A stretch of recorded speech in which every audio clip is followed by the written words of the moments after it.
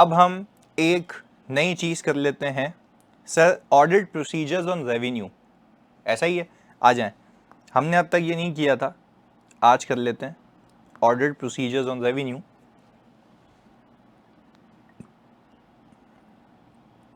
अच्छा, अब hold on, यहाँ पे बात समझनी है आपने इधर। मैं अगर रेवेन्यू बुक कर रहा हूँ मेरे एफएस के अंदर, मेरे बच्चों मेरे एफएस के अंदर, तो सबसे पहले जो रेवेन्यू बुक हुआ है, तो मैनेजमेंट ये कह रही है, मैनेजमेंट का दावा होता है कि ये ट्रांजैक्शन अकर हुई है असल में। अच्छा, क्योंकि अकरेंस की असर्शन बैलेंस शीट में नहीं आती है, ये होती है पीएनएल असर्शन, प्रॉफिट और लॉस। ये पीएनएल असर्शन है, सही है जी। प्रॉफिट एंड लॉस में हम अलग दावे कर रहे होते हैं। देखो बैलेंस शीट में तो एजेड पे चीज मौजूद है ना, वो कहता है ये एग्जिस्ट भी करती है, इस पे मेरा राइट भी है, ये प्रॉपरली वैल्यूड भी है, ये कंप्लीट भी है, वो बैलेंस शीट हो गई। अब हम बात कर रहे हैं किसकी, पीएनएल की, प्रॉफिट एंड लॉस की। तो प्रॉफिट एंड लॉस में कोई दावा करेगा तो वो ये बोलेगा ना कि यार अगर ये एक्सपेंस है तो ये हुआ है, अकर हुआ है।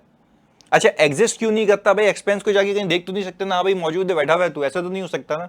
बात समझ आ रही है? जल्दी बताओ, ऐसा है? एक्सपेंस को जाके ये तो नहीं बोल रहा हाँ भाई कैसे हो, सही हो, देख रहे हो, ऐसा तो नहीं है ना।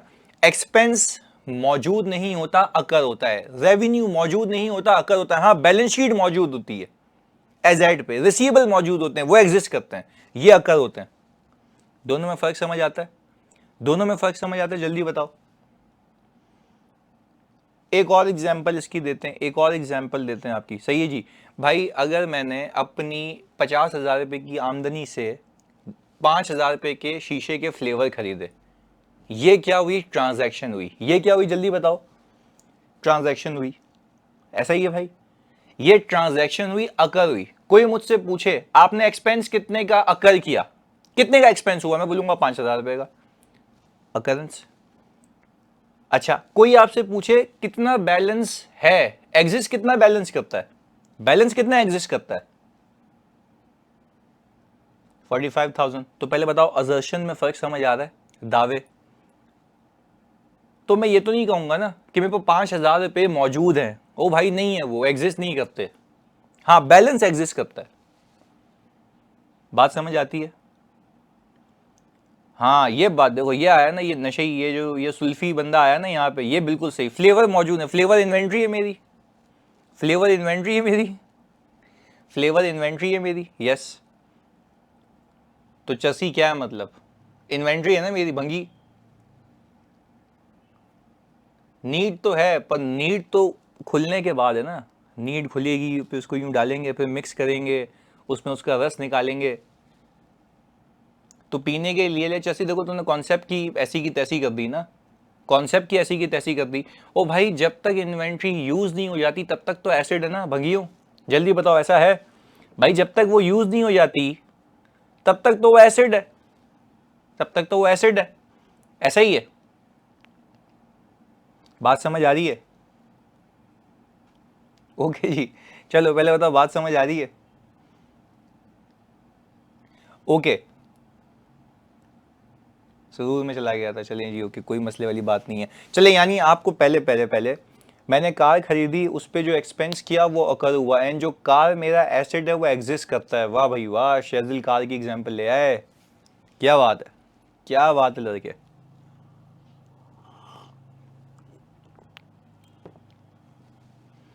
यार शेजिल वैसे ही, हाँ ये आज भाई फुल छपाटे हुआ हुआ माशाल्लाह, अच्छी बात है।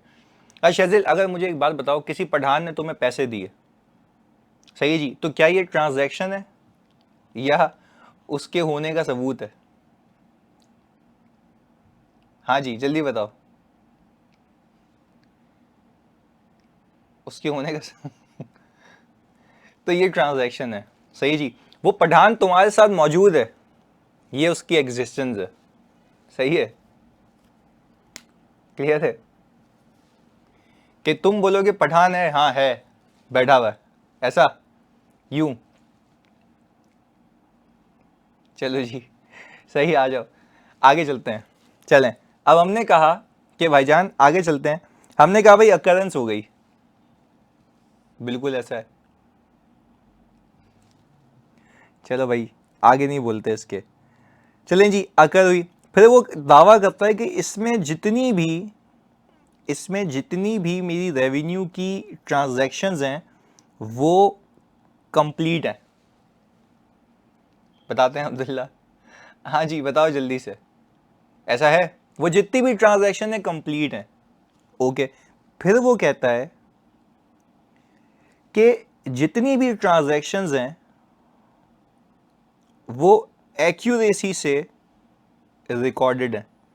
अच्छा एक और चीज़, बैलेंस शीट में जब आप किसी अमाउंट की करेक्ट होने की बात करते हैं तो वो कहलाती है वैल्यूएशन, पीएनएल में वो कहलाती है एक्यूरेसी, कि एक्यूरेट अमाउंट से रिकॉर्ड हुआ है, ट्रांजैक्शन है ना। यस, कंप्लीटनेस पे हम देखेंगे कि सेल्स का जीएल कंप्लीट है या नहीं है। सही हो गया, आगे चलें। ओके, फिर यहां पे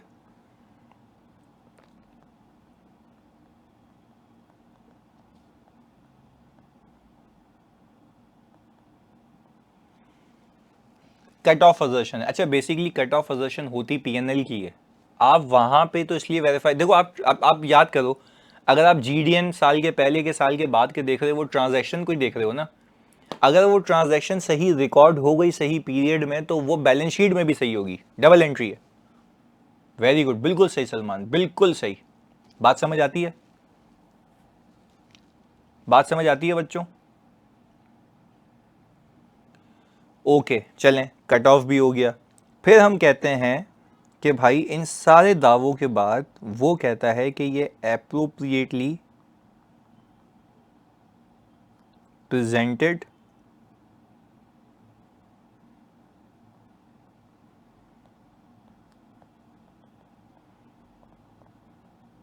एंड डिस्क्लोज है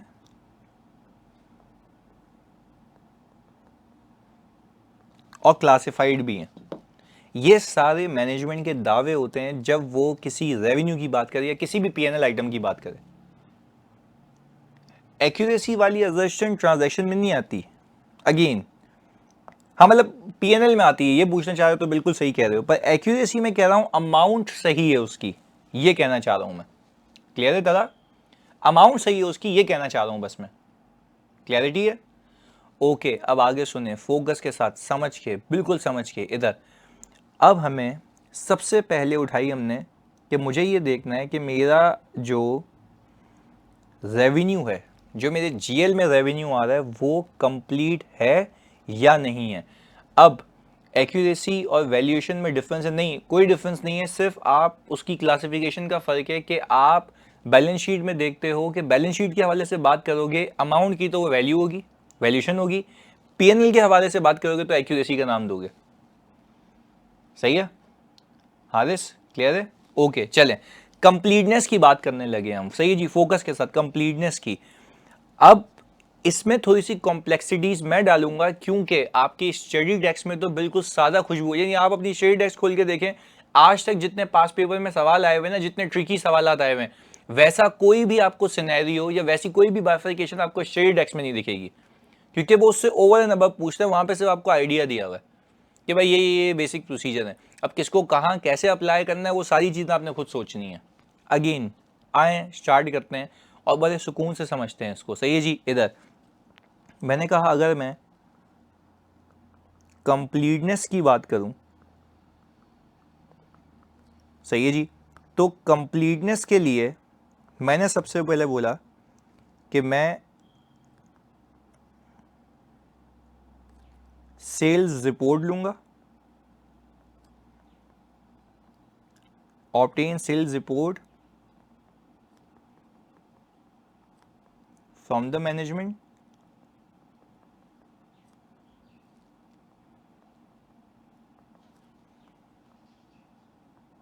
check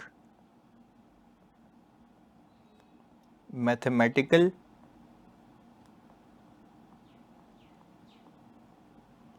accuracy and trace total to FS। अच्छा अब बात समझिएगा, कहा कह रहे हैं सेल्स लेजर, अगर सेल्स लेजर लोगे वो तो रिकॉर्ड हुआ है ना, क्या कहते हो, क्या कहते हो, अगर सेल्स लेजर लोगे वो तो रिकॉर्ड हुआ हुआ, वही तो गया हुआ एफएस में। बात समझ आ रही है, उसको सही कर लें, सेल्स रिपोर्ट कर लें। हाँ हाँ बिल्कुल बिल्कुल, उसको सेल्स रिपोर्ट कर लें ना, सेल्स रिपोर्ट कर लें, उसको सेल्स रिपोर्ट कर लें बच्चों, सही है, ओके चलें जी, उसको सेल्स रिपोर्ट कर लें आप, वो टाइपो है, टाइपिंग मिस्टेक है, उसको आप सेल्स रिपोर्ट कर लें। चलें, अब मैं आपको ना इतना अलग अलग ऑर्गेनाइजेशंस को एक साथ करने की कोशिश करूंगा ताकि आपका दिमाग डायरेक्शनल काम करे। यस, अब मुझे एक बात बताओ, एग्जाम्पल दे रहा हूँ, प्लीज़ फोकस होकर सुनना, एग्जाम्पल दे रहा हूँ। देखो, हर कंपनी का नेचर ऑफ बिजनेस अलग होता है, अगेन रिपीट कर रहा हूँ, हर कंपनी का नेचर ऑफ बिजनेस या ऑपरेशंस अलग होता है ना। जैसे आप अगर कहें कि मैं टोयोटा की बात करूं, एटलस होंडा की बात करूं, तो उनका बिजनेस अलग है। एक मैन्युफैक्चरिंग कंपनी है जो कि कोकोमो वगैरह बेचती है, उसका बिजनेस अलग है। एक सर्विस इंडस्ट्री है, उसका बिजनेस अलग है। टेलीकॉम है, उसका अलग है। बैंकिंग है, उसका अलग है। ऐसा ही है। एग्जाम्पल देता हूँ एक एक करके। एग्जाम्पल, रिपोर्ट्स की एग्जाम्पल क्या क्या है, रिपोर्ट्स की एग्जाम्पल मैंने यहाँ पे कोकोमो की सेल्स रिपोर्ट उठाई, तो कोकोमो की सेल्स रिपोर्ट कैसे दिखती होगी अगर सिर्फ मैं इस एंटिटी की बात करूं? भाई क्वांटिटी आ रही होगी, सही जी, सेलिंग प्राइस आ रही होगी और यहाँ पे अमाउंट आ रही होगी, यूं ही है, ऐसा है। तो आप क्या करेंगे, इन सारी अमाउंट्स का सम करेंगे और देखेंगे कि ये जो सेल्स रिपोर्ट का टोटल है क्या मेरे जीएल से मैच करता है या नहीं करता। तो मतलब ये पूरी रिकॉर्ड हुई हुई ना, कंप्लीटनेस की बात कर रहा हूं मैं कर दूंगा बिल्कुल। जल्दी बताओ, मैं कंप्लीटनेस की बात कर रहा हूं यहाँ पे मेरे बच्चों, जल्दी बताओ, मतलब I am just making sure that my sales ledger is complete, sales ledger is complete. अच्छा, ये तो सिर्फ एक कोकोमो हो गया ना, तो यही smile industries candy land biscuits वगैरह, बिस्कॉनी वगैरह जो बेचता है, सब चॉकलेटो वगैरह, उसकी भी सबकी रिपोर्ट्स होंगी। उस सब की रिपोर्ट्स को आप कंप्यूटर असिस्टेड ऑडिट टेक्निक्स को यूज करके सम करके उसको उससे मैच करोगे, ऐसा है।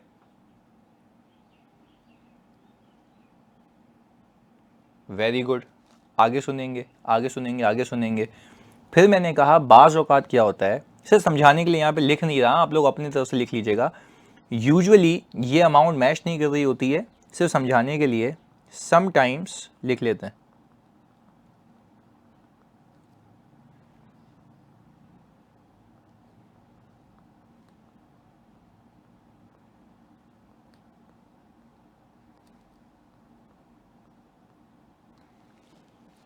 समटाइम्स सेल्स इन रिपोर्ट ज़्यादा होती है, समटाइम्स सेल्स इन रिपोर्ट ज़्यादा होती है, जीएल में क्या होती है, कम होती है, ऐसा ही है। जल्दी बताओ, ऐसा ही बात समझ आ रही है? समटाइम्स सेल्स इन जीएल कम होती है और रिपोर्ट में ज़्यादा होती है। हम बोलते हैं भाईजान ये क्या तफरी है, वो बोलता है तफरी नहीं है, तफरी नहीं है, डिस्काउंट्स हैं, डिस्काउंट्स हैं। मैं कहा डिस्काउंट्स हैं, बोला हाँ डिस्काउंट है। तो यार अब तुम कहानी समझना, देखो कैसे मैं लिंक कर रहा हूँ प्रैक्टिकलिटी से, तुम्हारा दिमाग चलना चाहिए। तुम क्योंकि नहीं बैठे हुए प्रैक्टिकल वर्ल्ड में, मैं तुम्हें ये सिखा रहा हूँ जो कि कोई तुम्हें नहीं बताएगा, क्योंकि मैं बड़ा डिटेल में देखता हूँ। ये तो सुनना, मैंने कहा डिस्काउंट से ये बात नहीं समझ आई, तो आपकी रिपोर्ट में डिस्काउंट्स आने चाहिए ना। उसने बोला भाई हमारा सिस्टम ऐसा बना हुआ है कि सिस्टम ये जो प्राइसेस है ना, सिस्टम ये जो प्राइसेस है ना ऑटोमेटिकली फिक्स करता है। याद है कंट्रोल था सेल साइकिल में, याद है कंट्रोल था सेल साइकिल के अंदर, याद आ रहा है? सेल साइकिल में कंट्रोल था कि आपकी अप्रूव्ड प्राइस लिस्ट होगी, हाँ मास्टर फाइल। तो बोल रहा भाई जब प्लीज सुनना, जब प्लीज सुनना फोकस के साथ, वो कह रहा है कि भाईजान जब जीडीएन बनता है ना, जब जीडीएन प्रिपेयर होता है, तो ये सिखाने के लिए यहाँ पे बताता हूँ, जब भी GDN प्रिपेयर होता है तो GDN की प्रिपरेशन पे क्वांटिटी वेयरहाउस वाला लिखता है, सही है जी। प्राइस उसके अंदर ऑटोमेटिक आती है। और जैसे ही, मैं फिर रिपीट कर रहा हूं, जैसे ही ये GDN बनता है, प्राइस ऑटोमेटिक आती है, वो रेवेन्यू बुक हो जाता है स्टैंडर्ड प्राइस के हिसाब से। किस प्राइस के हिसाब से? स्टैंडर्ड प्राइस के हिसाब से, ऐसा ही है। फिर ये तो रेवेन्यू, क्योंकि ये तो सेल्स रिपोर्ट है ना, ये तो सेल्स रिपोर्ट है, ये तो ऑटो जनरेटेड है, खाली क्वांटिटी आ रही है, प्राइस फिक्स अमाउंट आती जा रही है। अच्छा, फिर मैंने कहा फिर जब फाइनेंस में चीज जाती है ना, फाइनेंस में वो GDN जाएगा, फाइनेंस में उसका सेल्स ऑर्डर जाएगा, याद है सेल्स ऑर्डर भी बनता है, फाइनेंस में सेल्स ऑर्डर जाएगा और GDN जाएगा। हमने कहा ये हो गया और ये हो गया, ये दो चीजें फाइनेंस में गई। फाइनेंस वाला पता है क्या करेगा? फाइनेंस वाला डिस्काउंट बुक करेगा इनवॉइस के ऊपर। फाइनेंस वाला क्या बुक करेगा? डिस्काउंट बुक करेगा इनवॉइस के ऊपर। किसको देख के? सेल्स ऑर्डर, क्योंकि यहां पे प्राइस फिक्स हुई है, ऐसा ही है। तो उसकी एक अलग एंट्री बनती है। तो मैंने कहा अच्छा, मतलब यूं, पहले बताओ कहानी समझ आई? पूरी मैपिंग समझ आ रही है? पूरी मैपिंग समझ आ रही है बच्चों?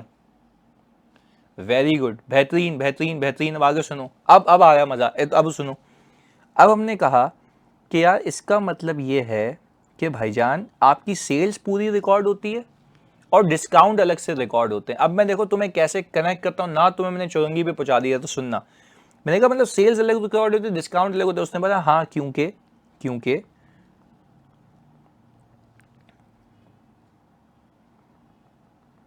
कंपनीज एक्ट 2017 की प्रेजेंटेशन रिक्वायरमेंट है कि आप ग्रॉस सेल्स को दिखाएंगे और उसमें से क्या माइनस करेंगे? डिस्काउंट्स। याद है? याद है? कंपनीज एक्ट कहता है, FAR 2 में पढ़ा है मैंने, ये प्रेजेंटेशन है, ये प्रेजेंटेशन है। तो मैंने कहा अच्छा अच्छा अच्छा अच्छा अच्छा, मैं समझ गया आपको, मैं समझ गया। यानी आपने अपना सिस्टम ही ऐसा बनाया हुआ है, आपने अपना सिस्टम ही ऐसा बनाया हुआ है कि वो इस प्रेजेंटेशन एंड डिस्क्लोजर की रिक्वायरमेंट को मीट कर पाए। चलो अब बता दिया मैंने, ऐसा है। पहले बताओ बात समझ आती है? बात समझ आती है? यानी उसने सिस्टम ही ऐसा बनाया कि वो मेरे all together financial reporting framework की रिक्वायरमेंट्स को पूरा कर पाए। तो एंटिटी यही तो करती है भाई, एंटिटी यही तो कर रही होती है, सिस्टम ऐसे डिजाइन करती है। तो पहले बताओ क्या ये बात समझ आती है बच्चों? ये बात समझ आती है? There can be a difference, there can be a difference, but again मैंने वन ऑफ द डिफरेंस की रीजन बताया हुआ है कि आपका ऑल टुगेदर डिस्काउंट्स होंगे। तो अगेन इसको भी वेरीफाई करने के लिए आप डिस्काउंट्स की शीट लेंगे फिर, क्योंकि पता होगा ना जिसने ये डिस्काउंट की बनाई है, तो उसको ये तो पता होगा ना सिस्टम में कि किस इनवॉइस पे, किस GDN पे कितना डिस्काउंट है, तो वो भी ऐसे ही डेटा बनेगा। तो इसको, अच्छा अगर मुझे वेरिफिकेशन करनी है तो मुझे डिस्काउंट्स को अलग और सेल्स को अलग वेरीफाई करना पड़ेगा। यस, क्योंकि पॉपुलेशन अलग अलग है। यस, डिस्काउंट्स भी अप्रूव्ड होंगे, और डिस्काउंट्स तो सेल्स ऑर्डर के वक्त अप्रूव हो गए थे ना, ऐसा है बच्चों? चलें, वेरी गुड। यानी अब बच्चे पता है बेवकूफ़ी क्या करते हैं? सुनना, बच्चे प्रैक्टिकल लाइफ में बेवकूफ़ी ये करते हैं कि जब वो सैम्पलिंग करते हैं तो सैम्पलिंग में नेट सैम्पलिंग कर लेते हैं। ओ भाई, नेट सैम्पलिंग नहीं कर सकते, क्योंकि सैम्पलिंग में पॉपुलेशन रिप्रेजेंटेटिव होनी चाहिए। हाँ जी, पहले बताओ, सैम्पलिंग में पॉपुलेशन रिप्रेजेंटेटिव होनी चाहिए ना, रिप्रेजेंटेटिव यानी एक ही कैरेक्टरिस्टिक रखते हैं सारे, ऐसा है? रिप्रेजेंटेटिव ना, होमोजीनियस होनी चाहिए चीजें।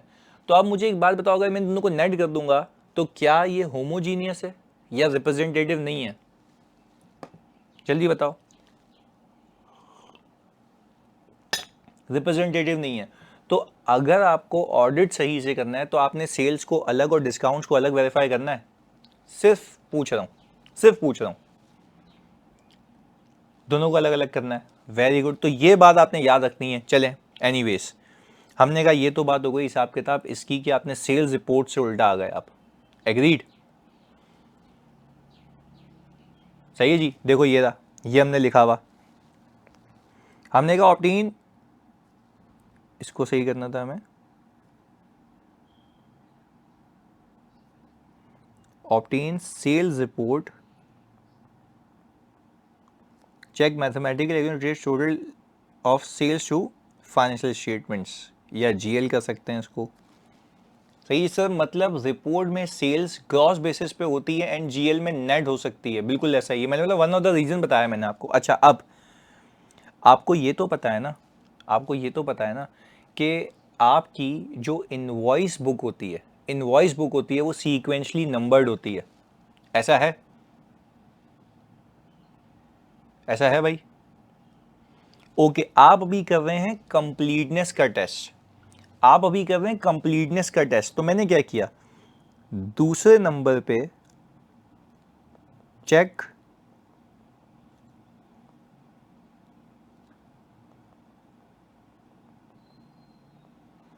whether there is any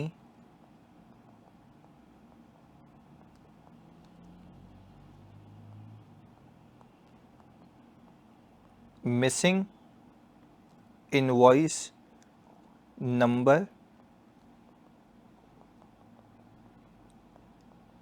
in the sequence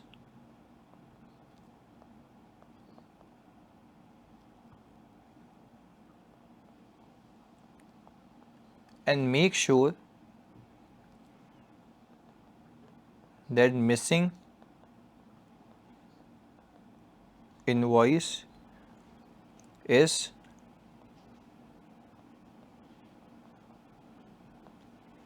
cancelled. Please सुनिएगा सर, सेल्स ऑर्डर से जीएल में जा सकते हैं कंप्लीटनेस के लिए? नहीं, सेल्स ऑर्डर से इसलिए नहीं जा सकते क्योंकि तुम्हें पता नहीं है ना कि उसका जीडीएन बना या नहीं बना। पहले बताओ, बात समझ आ रही है बच्चों? हसान ने पूछा कि सर सेल्स ऑर्डर से मैं जीएल में चला जाऊं, मतलब doesn't make any sense. Sales order तो इनिशियल होता है ना, बात समझ आ रही है हसान? ओके, अच्छा, अब मैंने क्या कहा, ये सेल्स रिपोर्ट है, यहाँ पे इनवॉइस नंबर आ रहा होगा कि इनवॉइस नंबर क्या है, ताकि यही तो ट्रैकिंग होती है। तो यहाँ पे वो कह रहा है कि भाई इस इनवॉइस की सीक्वेंसिंग चेक करो, इस इनवॉइस की सीक्वेंसिंग। अच्छा, ये भी मैं एक्सेल में इजीली कर सकता हूँ, ये भी मैं एक्सेल में इजीली कर सकता हूँ। मैं एक्सेल को हिंट दूंगा, बोलूंगा भाई इसमें से मिसिंग जो बीच में कोई सीक्वेंस में मिसिंग आ रहा है वो निकाल के दे दो, वो आपको निकाल के दे देगा एक साथ। अच्छा, अब अगर प्लीज सुनना, अगर इन इनवॉइसेस में, प्लीज सुनिएगा फोकस के साथ, अगर इन इनवॉइसेस में कोई मिसिंग है, अगर इन इनवॉइसेस में सीक्वेंस में कोई मिसिंग है, तो क्या मैं ये कह सकता हूं कि वो रिकॉर्ड होने से रह गया? हाँ या ना बताओ, ऐसा है? अच्छा, तो ये मैं कंप्लीटनेस की तरफ जा रहा हूं ना, मैं रिकॉर्ड से अपने जीएल पे जा रहा हूं। अच्छा, अब फिर मैं उससे पूछता हूँ, वो हाईलाइट कर लेता हूँ ना, वो हाईलाइट कर लेता हूँ मिसिंग, फिर मैं जाके इंक्वायर करता हूँ, मैं बोलता हूँ भाई ये बताओ कि ये जो missing missing missing missing missing invoices आ रही हैं सीक्वेंस में, इसका क्या मसला है? वो बोलेगा यार वो कैंसिल हो गई थी। कैंसिल हो गई थी मतलब उसमें मतलब गलत बन गई थी, गलत बन गई थी किसी ग्लिच की वजह से, क्वांटिटी गलत पार्क हो गई थी, ऑटोमेटिक सिस्टम नहीं है, हमने फिर उसको कैंसिल करके वापस बनाई। तो मैंने कहा अच्छा, मतलब तुम कह रहे हो कि तुमने वो कैंसिल की तो वो फिर उसका अप्रूवल होगा? तो मैंने बोलेगा हाँ अप्रूवल है। क्या कैंसिल ऐसे ही हो सकती है या अप्रूवल के साथ? ये सीक्वेंस गायब है ना यार, इनवॉइस बन के कैंसिल कैसे हो रही है? अप्रूवल के साथ। वेरी गुड, तो ये देखो ये लिखा हुआ, scan the sequential number of sales invoices in the sales journal, ensure that the missing numbers are not unrecorded sales and have an appropriate explanation for। बात समझ आती है कि मिसिंग नंबर जो है वो जीएल से मिसिंग नहीं होना चाहिए, हाँ एक्सप्लेनेशन होनी चाहिए उसकी कि कैंसिल हो गई थी, क्या वजह थी। बात समझ आती है?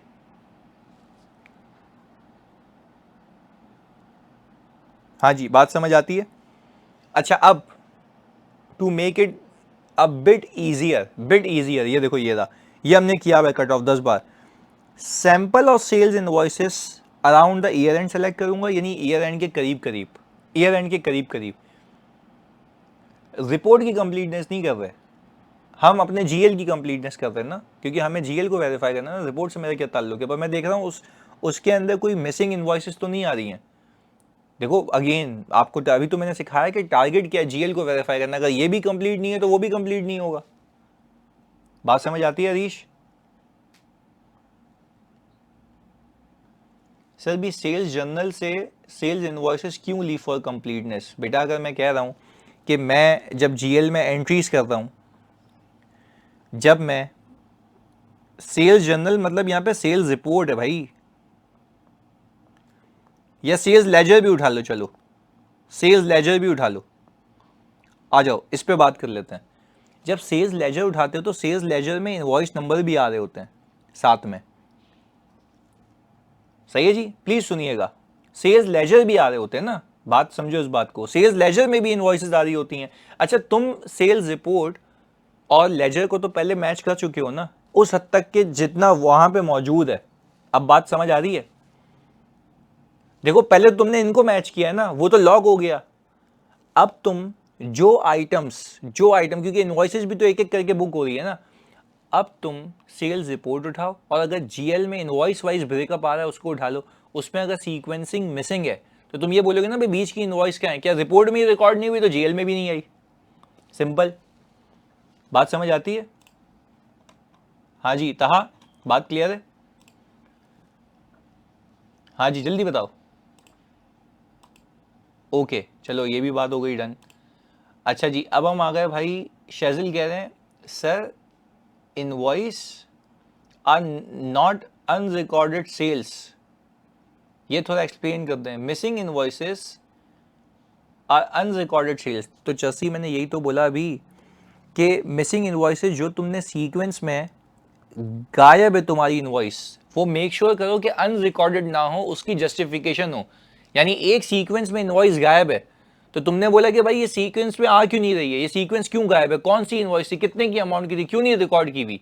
तो तुम बोलोगे ना रिकॉर्ड नहीं की हुई, तो करो मेक श्योर कि मिसिंग इनवॉइसेस अनरिकॉर्डेड ना हो। सही है सर? अनरिकॉर्डेड सेल्स के लिए एक्सेप्शन रिपोर्ट को देख सकते हैं फॉर टीओसी, बिल्कुल ऐसा ही है। अनरिकॉर्डेड सेल्स के लिए पर एक्सेप्शन रिपोर्ट तुम्हें जस्टिफाई करना पड़ेगा सलमान कि तुम कौन सी एक्सेप्शन रिपोर्ट की बात कर रहे हो। हाँ जी बात समझ आती है? देखो सलमान ने अच्छी चीज बताई यहाँ पे कि सर क्या हम कंट्रोल लगा सकते हैं कि अगर सीक्वेंस आउट हो गई तो वो एक एक्सेप्शन रिपोर्ट जनरेट करे सिस्टम कि ये सीक्वेंस गायब है। तो एक्सेप्शन रिपोर्ट का मतलब है एनॉमली। पहले बताओ जल्दी, ऑनलाइन वालों बात समझ आ रही है जल्दी से? अच्छा अब हम ये कह रहे हैं कि यार मैं रेदर देन मैं खुद उस पर सीक्वेंस चेक लगाऊं, मैं एक्सेप्शन रिपोर्ट ले लेता हूं। तो जब एक्सेप्शन रिपोर्ट लूंगा वो टेस्ट ऑफ कंट्रोल में मैंने ऑलरेडी देखा हुआ होगा, मुझे पता होगा कि वो मिसिंग है। बात समझ आती है? पर वहां पे मैं एक्टिविटी चेक कर रहा था कि क्या वो एक्सेप्शन रिपोर्ट जनरेट होती है नहीं होती है, यहां पे मैं उसको यूज करूंगा इसकी कंप्लीटनेस के लिए। बात समझ आती है? तो हम यूं लिख सकते हैं यहाँ पे, हम यहाँ पे लिख सकते हैं कि आप ऑब्टेन करेंगे exception report evidencing the missing invoices. पर अगेन एक्सेप्शन रिपोर्ट आप तब लिखेंगे इफ एनी के साथ, क्योंकि हर इदारा के एक्सेप्शन रिपोर्ट का कंट्रोल लगाता है। हाँ जी हर इदारा क्या एक्सेप्शन रिपोर्ट का कंट्रोल लगाता है? नहीं लगाता ना।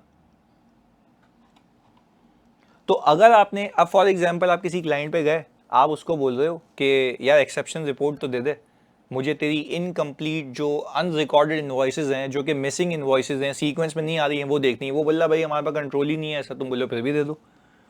तो कहने का मतलब है इफ भी लिखना पड़ेगा। समझ आती है बात? और देखो जैसे इनका सवाल था कि सर टेस्ट ऑफ कंट्रोल और टेस्ट ऑफ डिटेल दोनों में लिखूंगा, सही जी? तो नहीं, टेस्ट ऑफ कंट्रोल में उसकी टेस्टिंग हो रही होती है कि एक्सेप्शन रिपोर्ट जनरेट हो रही है नहीं हो रही है। क्या वहां पे मैंने कोई अमाउंट देखी या मिसिंग चीज देखी? तुमसे पूछता हूं कि कितनी मिसिंग है, वो देखा वहां पे मैंने? जवाब दो, वहां पे कितनी मिसिंग है ये देखा मैंने? टीओसी के अंदर, टेस्ट ऑफ कंट्रोल के अंदर क्या मैंने ये देखा कि कितनी इनवॉइसेस मिसिंग है जो जीएल में रिकॉर्ड हो जानी चाहिए? क्या ये देखा मैंने? या मैंने ये देखा कि एक्सेप्शन रिपोर्ट जनरेट हो रही है या नहीं हो रही? जल्दी बताओ।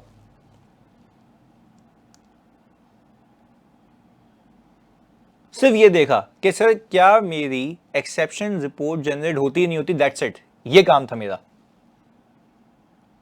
हाँ, यहां पे क्या कर रहा हूं, उसी चीज को यूज करके मैं अपने जीएल की कंप्लीटनेस को मेक श्योर करता हूं। क्लियर है? तो मतलब obviously itself is a good idea to verify that way, but again वो होना चाहिए फिर। चलें आगे। फिर मैंने कहा, वो कह रहा है अगर कट ऑफ, अच्छा कट ऑफ का मतलब क्या, जल्दी बताओ।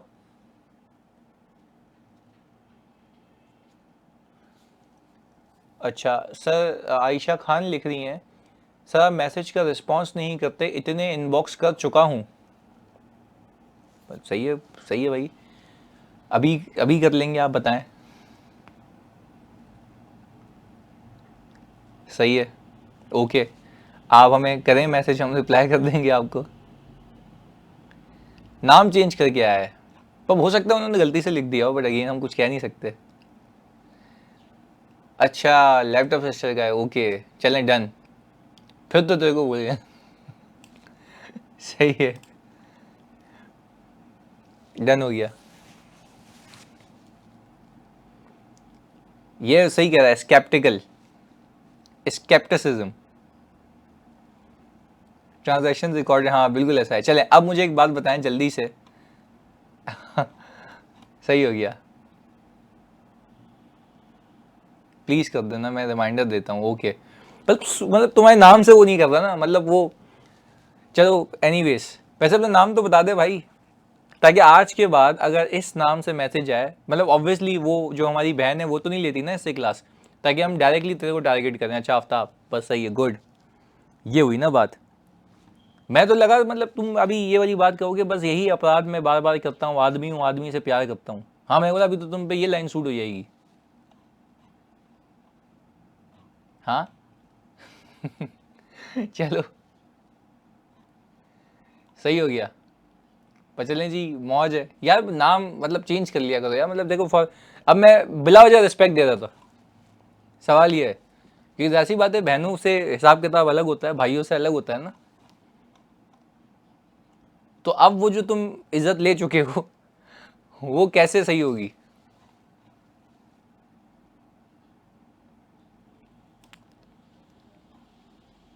चलिए रिमाइंडर दे दिया भाई ने, आफ्ताब।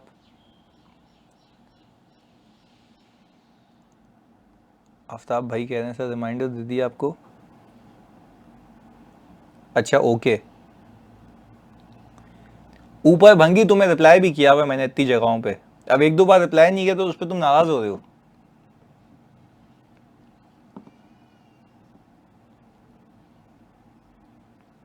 चलो जी,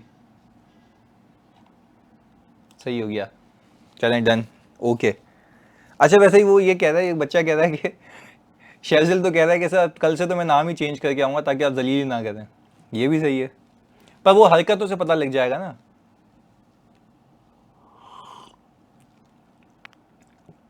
देते थे यार, सबको जवाब देते हैं यार। चलें, तो भाई आपने ऐसा नहीं करना। हाँ हाँ जानिए, मैं रिप्लाई कर दूंगा, मैं रिप्लाई कर दूंगा, सही आफ्ताब, डन। चलो आगे। अच्छा मुझे बताओ, आप कट ऑफ पे आ गए वापस। हाँ ये है ना, बिल्कुल। चलें कोई मसला नहीं, आगे सुने। अब मुझे बता, कट ऑफ का मतलब ये है ना कि जो ट्रांजैक्शन जिस साल की है उसी में रिकॉर्ड हो। एग्रीड, ऐसा ही है। तो इसको डिटेक्ट करने का तरीका क्या है, इसको डिटेक्ट करने का तरीका क्या है, इसको डिटेक्ट करने का तरीका ये है ना कि हम साल के आखिर के कुछ जीडीएन उठाएं, साल के करीब करीब के और साल के बाद के, और फिर ये देख लें कि वो रेलेवेंट पीरियड में रिकॉर्ड हुए हुए हैं या नहीं हुए हुए। ऐसा है, select a sample of GDN near the period and after the period and sample n में ये देख लूं कि वो GDN सही रेलेवेंट पीरियड में रिकॉर्ड हुए हैं या नहीं हुए। अच्छा इसको मैं कंप्लीटनेस के लिए भी इंश्योर कर सकता हूं। मैं एक चीज सिखा रहा हूं, आपने जीडीएन उठाया और आपने देखा ये जीडीएन जो साल के आखिर आखिर में बुक हुए हैं, साल के आखिर आखिर में, क्या ये जीडीएन मेरी सेल्स रिपोर्ट में आ रहे हैं। हाँ वेरी गुड, वही वाला, क्या ये जीडीएन मेरी सेल्स रिपोर्ट में आ रहे हैं। अगर यूं देख रहे हो, अच्छा फिर यहाँ पे मकसद क्या है, यहाँ पे मकसद क्या है, क्या कट ऑफ देखना है या फिर आप कंप्लीटनेस देख रहे हैं, तो ये अदर वे राउंड भी है कि कंप्लीटनेस को भी इंश्योर कर रहा है। क्लियर है, पहले तो बात समझ आती है।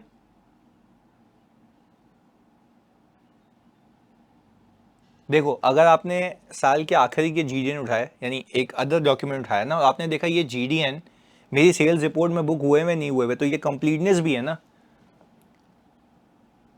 साल के पहले वाले। अच्छा फिर आपने काम किया कि आपने साल के पहले वाले साल के बाद वाले उठाए, आपने देखा रेलेवेंट पीरियड में रिकॉर्ड हुए हुए नहीं हुए हुए, ये क्या है जल्दी बताओ, ये क्या है? ये कट ऑफ है। एग्रीड? चलें तो ये देखें, रीड करें। वो कह रहा है inspect the dates of invoices and compare them with the date of dispatch notes and trace the dates recorded in the sales journal and accounting records to ensure correct amount in accounting period have been recorded. Select the sample of written documents. अच्छा फिर वो कह रहा है कि यार अगर मतलब select the sample of sales invoices near the year end and check whether they are appearing on the sales report. बिल्कुल ऐसा ही है। अच्छा अब आखिरी देखें, वो कह रहा है सेल्स रिटर्न भी तो देखो ना, क्या आपके पास सेल्स रिटर्न आ सकती है? तो सेल्स रिटर्न भी तो सही पीरियड में बुक होनी चाहिए ना, क्या कहते हो? ऐसा है? तो वो कह रहा है जो साल के करीब करीब सेल्स रिटर्न आई है वो देखो कि यार trace to the related credit entries, यानी रिलेटेड क्रेडिट एंट्रीज का मतलब यह है कि मेरा रिसीवेबल क्रेडिट हो रहा है और मेरी सेल्स डेबिट हो रही है। तो कहने का मतलब यह है कि उसके ऊपर, अच्छा तुम्हें ये कॉन्सेप्ट पता है, मैं थोड़ा सा रिकैप देता हूं तुम्हें ताकि तुम लोग अपने लेवल से यहां पे आ जाओ। इधर सुनो, डेबिट नोट और क्रेडिट नोट का एक कॉन्सेप्ट है, डेबिट नोट और क्रेडिट नोट का एक कॉन्सेप्ट है। आए सुनते हैं, समझते हैं इसको, प्लीज सुनना। जब मैंने सामने वाले को सेल की तो सामने वाले ने अपना पेबल बुक किया होगा, हाँ या नहीं जल्दी बताओ, सामने वाले ने अपना पेबल बुक किया होगा, प्लीज लिख के बताओ। यस, सामने वाले ने अपना पेबल बुक किया होगा। आगे सुने, सामने वाले ने जब अपना पेबल बुक किया होगा तो उसने लेट से माल वापस कर दिया तो उसने पेबल डेबिट किया होगा, पेबल डेबिट किया होगा। यस, तो सामने वाला आपको डेबिट नोट देगा, डेबिट नोट, डेबिट नोट कि भाई मैंने आपको ये माल वापस किया, उसके पास जो डॉक्यूमेंट आएगा ना उसकी तरफ से उस पर डेबिट नोट लिखा हुआ होगा। और मैं उसको कौन सा नोट दूंगा? मैं उसको दूंगा क्रेडिट नोट, मैं उसको दूंगा क्रेडिट नोट। क्यों? क्योंकि मेरे पास से वो क्रेडिट हो रहा है। तो मैं बोलूंगा सही है भाई, आपके डेबिट को मैंने तस्लीम कर लिया, मैंने अपनी चीजें क्रेडिट कर दी, तो हम मैच हो गए। तो हमारे पास ये एक एविडेंस होगा, हमारे पास ये एविडेंस होगा कि मेरा रिसीवेबल रिड्यूस हो गया। क्यों? क्योंकि सामने, अच्छा अब आपको चेक करना है, सुनना मेरी बात, फोकस हो गया। अब आपको ये चेक करना है कि आपने रिसीवेबल को सही रिवर्स किया या नहीं किया। तो आप क्रेडिट नोट देखोगे या सामने वाले का डेबिट नोट?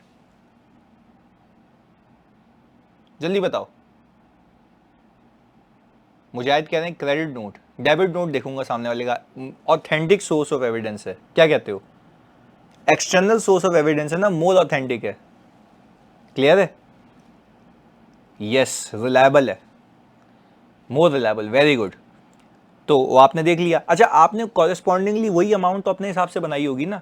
अगर आप अपनी ही कंपनी का क्रेडिट नोट देखेंगे वो तो इंटरनली प्रिपेयर्ड है, राइट? ऐसा है? तो हमने डेबिट नोट मतलब उसने पेबल डेबिट कर दिया, बिल्कुल ऐसा ही है। चलें ओके, बात समझ आती है।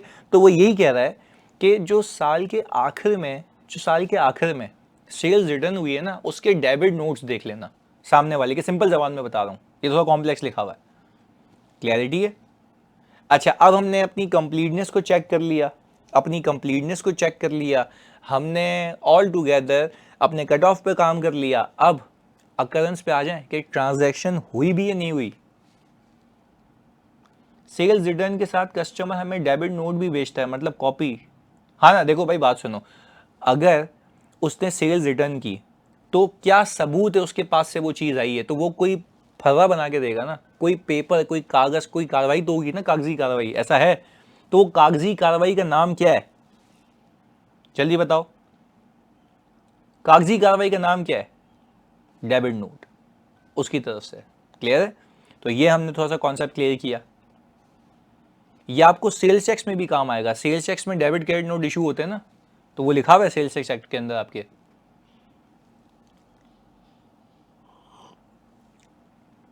है ना ऐसा? चलें आगे आ जाएं। अकरेंस, अकरेंस सुनना, फोकस से समझना, बिल्कुल आसान है, बहुत इजी है। अब मैं ये देख रहा हूँ क्या जो रेवेन्यू आप देख रहे हैं क्या वो अकर हुआ है या नहीं हुआ। वापस से, जो आप रेवेन्यू रिकॉर्ड हुआ हुआ देख रहे हैं हमें, क्या वो वाकई ट्रू रेवेन्यू है या नहीं है। हम क्या कह रहे हैं, ट्रू रेवेन्यू है या नहीं है, उसकी बात कर रहे हैं हम। सही है जी, ट्रू रेवेन्यू के ऊपर। अच्छा, अब हमने कहा ट्रू रेवेन्यू देखने के लिए मुझे ये देखना पड़ेगा ना कि ट्रांजैक्शन हुई भी या नहीं हुई। तो ट्रांजैक्शन हुई भी है या नहीं हुई भी, तो मैं क्या आउटसाइड द बुक से बुक में आऊंगा या बुक से बाहर जाऊंगा, जल्दी बताओ।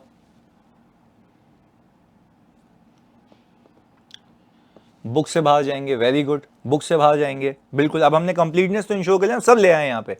अब देख रहे हैं कि क्या ये रिकॉर्ड होनी भी चाहिए थी, नहीं होनी चाहिए थी, अकरेंस। Agreed, agreed. चलें, गुड, आगे सुनिएगा। अब यहां से तो गेम चेंज करूंगा मैं, यहां पे मैं IFRS 15 लेके आऊंगा, यहां पे मैं IFRS 15 लेके आऊंगा। तो होल्ड ऑन, अभी यहां पे देखना है, आप लोगों ने समझनी है चीजें आगे। अकरेंस मीन्स एग्जिस्टेंस नहीं, गलत, अभी सिखाया था, अभी सिखाया था, अभी सिखाया था। अकरेंस का मतलब एग्जिस्टेंस है, नहीं, मैंने अभी क्लियर किया था, शुरू में क्लियर किया था। अकरेंस का मतलब एग्जिस्टेंस नहीं है। एग्जिस्ट कोई बची हुई चीज करती है, ये तो ट्रांजैक्शन है। सही है,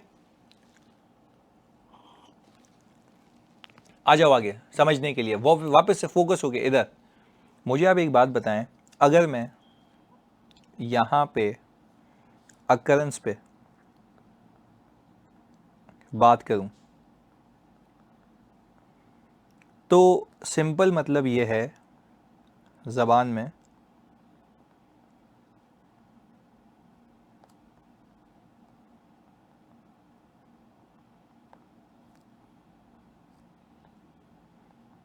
हाँ जी, अब समझ आया,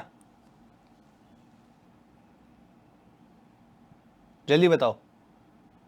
अब समझ आया, परफॉर्मेंस ऑब्लिगेशन सेटल हो चुकी है तो ही दावा होगा ना कि ये वाकई में ट्रांजैक्शन हुई है।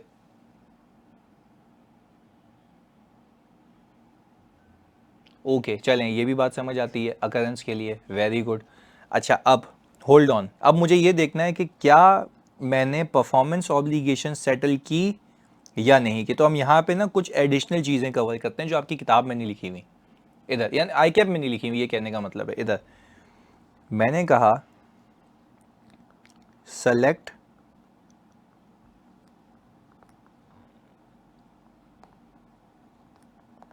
a sample of sales transactions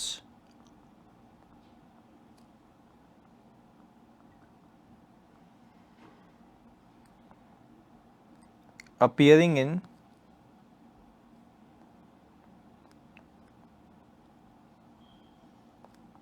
sales report।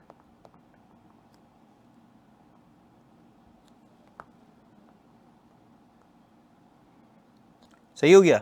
अब आगे सुनिएगा, select a sample of sales transaction, मैंने जो सेल ट्रांजेक्शन, वो सेल्स ट्रांजैक्शन कंप्लीट है ये मेक श्योर कर चुके हो। क्या वो सेल्स ट्रांजैक्शंस कंप्लीट है ये मेक श्योर कर चुके हो, यस। अब उसमें से देखना है कि क्या, चलो कंप्लीट तो है, अब क्या वो होनी भी चाहिए थी, नहीं होनी चाहिए थी। इधर select the sample of sale transaction appearing in GL sales report obtain contracts for selected sample, contract ले हुए सेलेक्टेड सैंपल के लिए, and inspect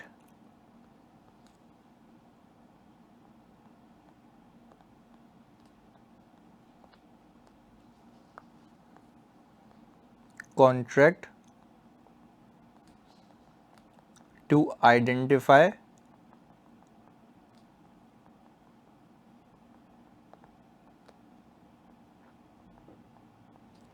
performance obligations and transaction price। भाई मुझे बताओ, मुझे ये देखना है कि रेवेन्यू सही रिकॉर्ड किया या नहीं किया। तो एक कॉन्ट्रैक्ट के अंदर एक से ज़्यादा प्रोमिसेस हो सकते हैं, जल्दी बताओ। एक कॉन्ट्रैक्ट के अंदर एक से ज़्यादा प्रोमिसेस हो सकते हैं सर, बिल्कुल हो सकते हैं। तो मैंने क्या लिखा, रियलिटी से कनेक्ट किया, रियलिटी से कनेक्ट किया। रियलिटी क्या है, मैंने कॉन्ट्रैक्ट ऑब्टेन की है, सही है जी। Obtain contract for selected sample, जो ऊपर सैंपल सेलेक्ट किए उसके कॉन्ट्रैक्ट निकाले मैंने। इंस्पेक्ट किए contract to identify performance obligation. मैं तुम्हें एक चीज़ सिखाता हूँ, एक चीज़ सिखाता हूँ। मैंने ईवाई में आके ना बड़ा कॉन्सेप्शन या जो है ना एक कॉन्सेप्ट चेंज किया बच्चों का। बच्चे क्या करते थे पता है, सैंपल सेलेक्ट किया, सैंपल सेलेक्ट किया, सही है जी। सैंपल सेलेक्ट किया, इनवॉइस देखी और बोला रेवेन्यू रिकॉर्ड हो गया। मैं फिर बता रहा हूँ, मैं फिर बता रहा हूँ, सुनना। बच्चे क्या करते थे, सैंपल सेलेक्ट करके इनवॉइस देखी, इनवॉइस और जीएल को मैच किया, बोला डन। वो बोलते हैं रेवेन्यू ऑडिट हो गया। That is really wrong. आपने आईएफआरएस के पैरामीटर्स चेक करने होते हैं, आईएफआरएस के पैरामीटर्स। तो उसके लिए आपने ये देखना होता है अंडरस्टैंडिंग ऑफ बिजनेस। याद है अंडरस्टैंडिंग ऑफ बिजनेस, मैंने आपको सिखाया है कि जब तक बिजनेस की अंडरस्टैंडिंग नहीं होगी आपको कैसे पता लगेगा एक से ज़्यादा परफॉर्मेंस ऑब्लिगेशन है। एग्जाम्पल यहाँ पे हमने कहा कि अगर मैं यूफोन का ऑडिट करता हूँ तो अगर सुपर कार्ड की सेल है, सही जी, तो उसमें मल्टीपल परफॉर्मेंस ऑब्लिगेशंस हैं, है ना। सही है भाई, आपने कहा डेटा भी है, ऑन नेट है, ऑफ नेट है, एसएमएस है। तो याद करो, याद करो, जब मैं understanding of entity and its environment दे रहा था, तो मैं सिखा रहा था, तो याद है वहां पे मैंने कहा था रिस्क था कि डिफरेंट परफॉर्मेंस ऑब्लिगेशन आइडेंटिफाई ना हो पाई हो। आज लिखोगे उसके अगेंस्ट में, आज लिखोगे उसके अगेंस्ट में, ये रहा, ये प्रोसीजर उसके अगेंस्ट में। कहानी लिंक होती है, कहानी लिंक होती है। रिस्क में सिखाया था कि there is a risk that different performance obligation might not have been identified by the company. बात समझ आती है। तो उसी चीज को केटर करने के लिए तो ये कर रहा हूं, उसी चीज को केटर करने के लिए तो मेरे बच्चों ये कर रहा हूं। तो कोई अगर तुमसे बोले कि यार एक एक तुम्हें एक सवाल है जिसमें एंटिटी एक से ज्यादा परफॉर्मेंस ऑब्लिगेशन दे रही हो, तो वो रिस्क वो लिखोगे जो वहां सिखाया, उसके प्रोसीजर ये होंगे। फिर वहां पे कंप्लीटनेस की बात नहीं करना, क्योंकि तुम्हें पूरा रेवेन्यू वेरीफाई नहीं करने को कह रहा, मैं रिस्क के अगेंस्ट में रिस्पॉन्स करने को कह रहा हूं। रिस्क, ये रहा रिस्क, ये रहा उसके प्रोसीजर। बात समझ आती है कि आइडेंटिफाई करूंगा परफॉर्मेंस ऑब्लिगेशन और ट्रांजैक्शन प्राइस। कट ऑफ के लिए भी तो आई 515 कंप्लाई होना चाहिए ना। What year and contract liability book होनी चाहिए थी, पर एंटी ने रेवेन्यू बुक कर लिया। तो भाई जरीर कह रहे हैं सर कट ऑफ के लिए भी तो यही काम होना चाहिए था ना। तो इससे क्या वो चीज सामने आ जाएगी? तुमसे सवाल है मेरा, यही काम कर रहा हूं, ये कट ऑफ में भी काम आएगा? हाँ या ना में जवाब दो। जब मैं एक्यूरेसी की असर्शन वेरीफाई करूंगा, अकरेंस की वेरीफाई करूंगा, क्या यहां से वो चीज भी आ जाएगी? तो जरीर आ रही है ना। देखो पहले तो मैंने तुम्हें एक बेसिक दुनिया दिखाई ना, जो दुनिया कराती है। ये बेसिक दुनिया है, मैं तुम्हें बेसिक से ऊपर ले आया हूं, ये रहा। फर्क समझ आता है दोनों में? हाँ या ना में जवाब दो। फर्क समझ आता है? वो बेसिक दुनिया है, पर हम असल में IFRS 15 पे आ गए। तो भाई खुद देखो ना, अगर तुम्हें पता लगे, सुनना भाई, तुम मुझे एक बात बताओ, इधर कट ऑफ की बात कर रहे हो ना, तो सुनो। जब तुमने कट ऑफ किया था ना, इधर ये वाला सैंपल ऑफ इनवॉइसेस जो तुमने around the year end select की थी, उसके ऊपर तुमने क्या देखा था? सही पीरियड में रिकॉर्ड हुई हो। पर उसमें भी तुम ऐसे देखना ना कि सही पीरियड में रिकॉर्ड तो हुई है, पर उस कॉन्ट्रैक्ट के अंदर भी, उस कॉन्ट्रैक्ट के अंदर भी क्या मल्टीपल परफॉर्मेंस ऑब्लिगेशन थी या नहीं थी, वो तो ऊपर भी इंश्योर करोगे। क्लैरिटी है? वो तो ऊपर भी इंश्योर करोगे ना बच्चों। चलें, गुड। अब ये करते हैं, नंबर ऑफ पीओ के लिए एग्रीमेंट इंस्पेक्ट नंबर परफॉर्मेंस। हाँ बिल्कुल ऐसा ही है ना। हम सिंपल क्या कर रहे हैं, हम सिंपल क्या करें, जब मैं कट ऑफ कर रहा हूँ या अकरेंस कर रहा हूँ, व्हाट्सोएवर द केसेस, यहाँ पे जो मैंने सैंपल सेलेक्ट किए हैं, मैं यही तो मेक श्योर कर रहा हूँ कि मेरे सेलेक्टेड सैंपल में इनवॉइस के अंदर, इनवॉइस कह रहा हूँ, एग्रीमेंट के अंदर कितनी परफॉर्मेंस ऑब्लिगेशन और ट्रांजैक्शन प्राइस क्या है। दूसरा, पता है मुझे पंचायत क्या होगी, क्या ये ट्रांजैक्शन प्राइस सही एलोकेट हुई या नहीं हुई? क्या कहते हो, क्या कहते हो? दूसरी पंचायत ये है। Very good. तो फिर आप यहां पे तीसरी चीज लिखेंगे,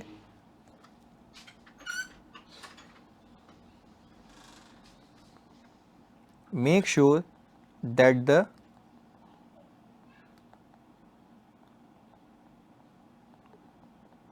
transaction price is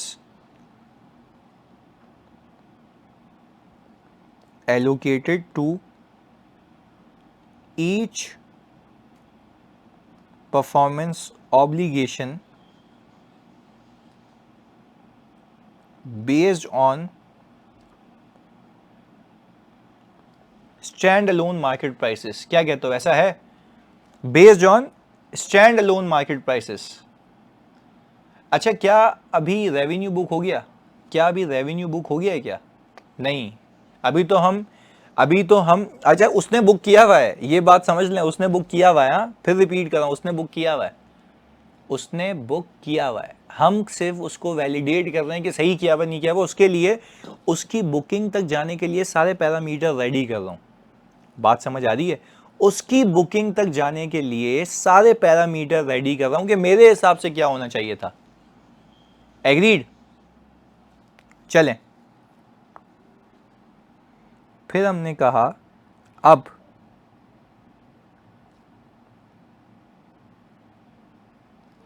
trace for each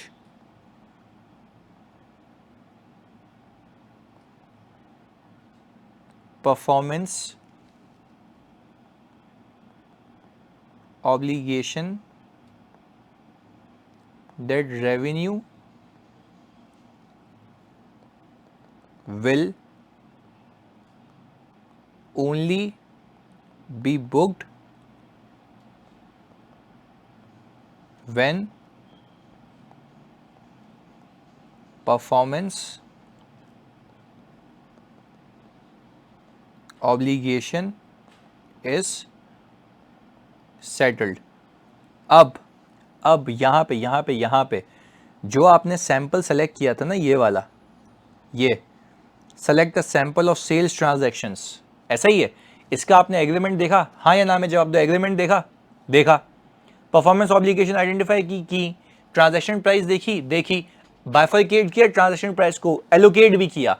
अब आपने कहा कि यार सही है, जो मैंने लेजर में इनवॉइस देखी, अमाउंट लिखी हुई थी 1 मिलियन का रेवेन्यू बुक हुआ है, पर आपने जब देखा कि लेट से एक कंपनी है जो कि एटलस होंडा, वो कार भी दे रही है, सर्विसेज भी दे रही है। आपने देखा कार डिलीवर हुई है और सौदा था कोई 5 मिलियन का, सही है, 5 मिलियन की इनवॉइस थी। तो उसने क्या किया, 5 मिलियन का रेवेन्यू बुक किया हुआ था। क्या ये गलत है? यस, उसमें सर्विस की तो फीस अलग ही नहीं की। तो ये यहां से पता लग गया ना। पर आपने जो अमाउंट पिक की थी ना, जो सैंपल पिक किया था, वो आपने उसका रिकॉर्ड किया, पिक कर लिया। फिर आपने देखा कि क्या वो रिकॉर्ड होना भी चाहिए था या नहीं होना चाहिए था। बात समझ आ रही है? वो तो ओवर द पीरियड होना चाहिए। तो अब मैच कर रहे हैं, यानी देखो यहां पे तभी तो लिखा मैंने, ईच परफॉर्मेंस ऑब्लिगेशन के लिए देखेंगे revenue will only be booked when the performance obligation is settled. ऐसा है? तो उसको लिख भी देना कैसे, बाय मैचिंग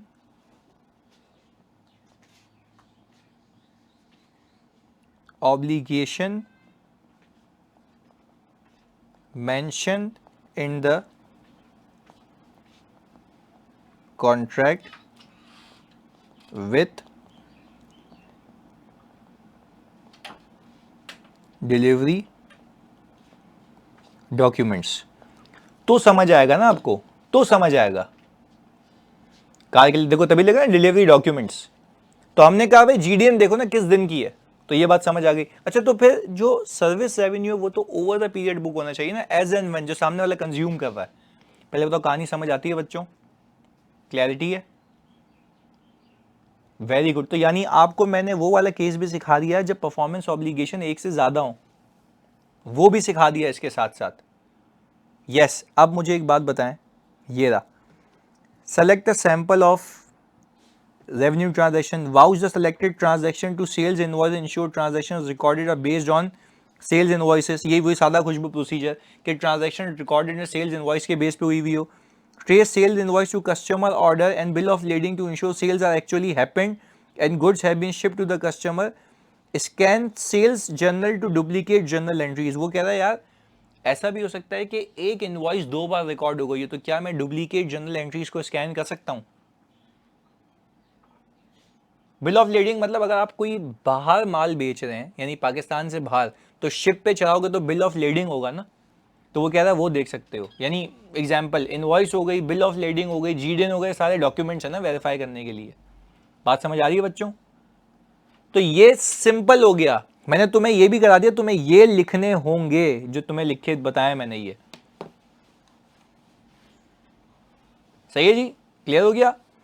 अच्छा अब एक्यूरेसी, अब लॉजिकल बात है। ओवर द पीरियड वाली बात प्रेजेंटेशन में लिख सकते हैं ना, जानी कैसी बातें करते हो। देखो रिकॉर्डिंग और presentation are both two different things, उसमें नहीं लिख सकते। अच्छा आगे, अब मुझे एक बात बताओ, जब तुमने अकरेंस के लिए डॉक्यूमेंट्स लिए थे उससे मेरी एक्यूरेसी भी वेरीफाई हो जाएगी? एक्यूरेसी मतलब अमाउंट्स, जल्दी बताओ। उससे वही भी हो जाएगी, देखो वही अमाउंट लिखा हुआ है, वही प्रोसीजर लिखे हैं। Select the sample of sales invoice, verify the selected sales invoice with the supporting documents, trace sales invoice to sales journal and accounting record to make sure they are recorded at the correct amount। तो ये वही वाली चीज जो ऊपर की थी वो नीचे रेप्लिकेट होते हुए दिखती है। नहीं देखो अभी तैमूर क्या पूछे सर, स्पेसिफिक असर्शन के प्रोसीजर पूछेगा तो क्या हमें इतना डिटेल में लिखना है? भाई मैं फिर रिपीट कर रहा हूं, आप पूरा लिखेंगे या असर्शन वाइज लिखेंगे, जल्दी बताओ। इतनी मेहनत इसलिए की है, असर्शन वाइज करेंगे ना। रिस्क कंप्लीटनेस क्या है तो कंप्लीटनेस के प्रोसीजर, एक्यूरेसी का है एक्यूरेसी के प्रोसीजर, अकरेंस क्या है अकरेंस के प्रोसीजर्स। क्लियर है? तो this is how you are going to do the sales. बात समझ आती है? क्लैरिटी है बच्चों? चलें इसको यहां तक रखते हैं, कल हम सेल्स में कुछ और चीजें मैंने ऐड करानी है एडिशनली आप लोगों के लिए, पर आज फिर एक सवाल आ जाएगा। क्लियर है? बेहतरीन हो गया। आज एक और सवाल आएगा, वो भी करना है, अगले दिन डिस्कस करेंगे और फिर आगे चलेंगे। चलें जी, ओके डन, हाफिज़।